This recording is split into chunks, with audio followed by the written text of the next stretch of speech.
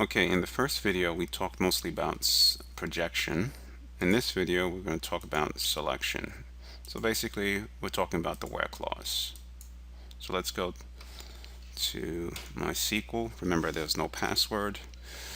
Let's show databases. Let's use consultants. Let's show all tables. And let's just display all the rows for now from title. Okay, so here you can see all the titles, but again, let's say we wanted to see everything that contains the word engineer.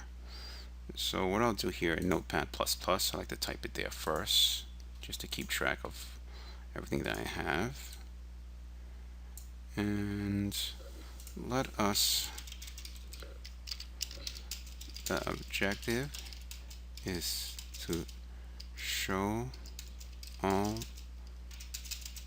rows that contain engineer.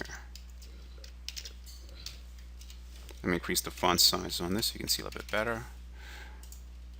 Okay, so let's do that. Select asterisk from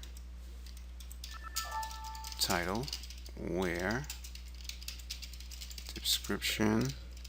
We'll use the like keyword, %, and look for the word engineer.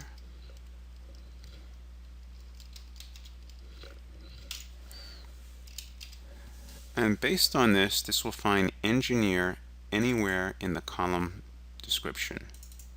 Okay, so we should just get only about 2 rows. Let's copy that. Let's paste it here and hit enter.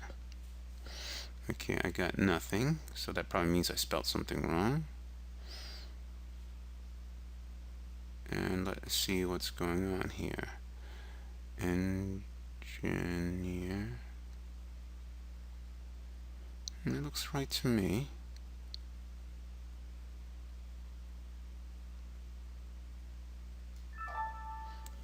Okay, so let me cheat here. I'll look for any word that has the letter E in it. And we'll take it from there. So this will find E anywhere.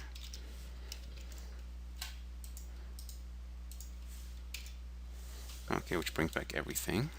So let's look for EN, which brings me back all the engineers. But why didn't that other one work? I must have spelled something wrong. Excuse me, it's a little early. So okay, there goes all my engineers. I don't know what I spelled wrong last time. Okay, so that seems to work. So again, this is a perfect example of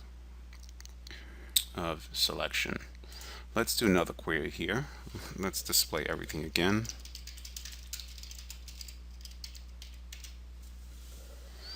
And this one, let's find all the employees whose salary range is less than $100,000.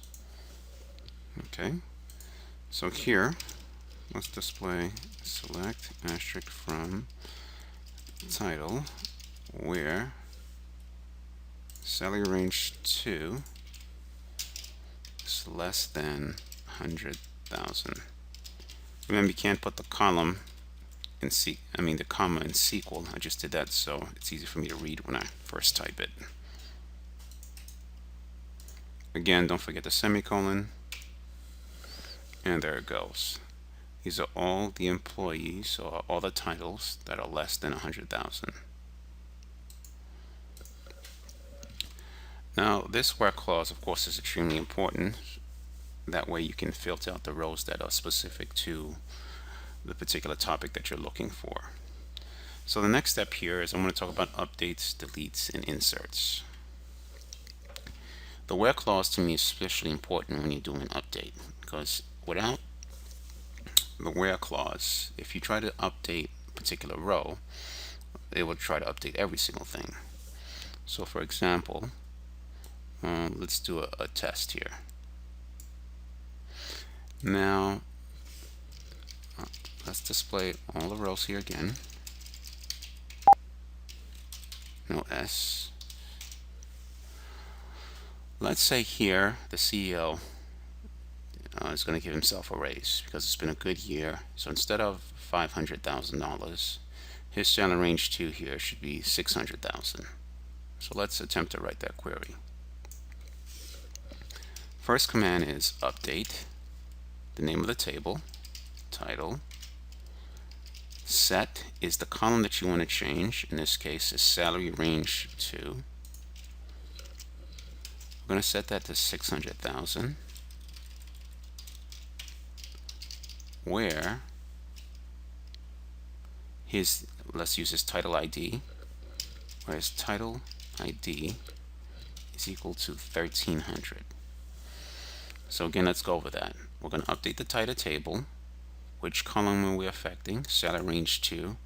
Which row will we change? Which column we will change is this right here, and this indicates which row that will change. Don't forget the semicolon. Copy it and paste.